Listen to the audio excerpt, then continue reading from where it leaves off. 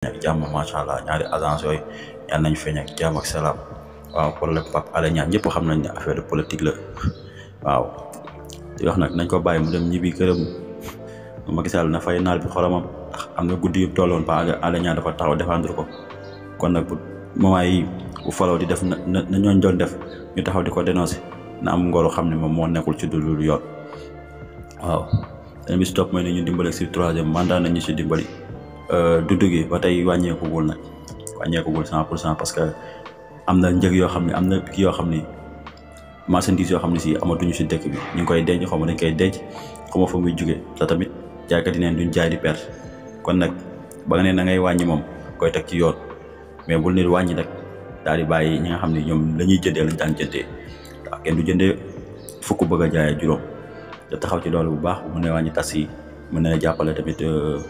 grossistes yi bu baax a baax parce que tamit loolu am na njëriñ waaw di ñaanal Sénégal match bi di ñëw yàlla na ko yàlla may ndam ba mu génn huitième de finale di ñaan Sénégal yëpp nañ ñaan parce que réew mi ñëpp a ko moom jërë ngeen jëf.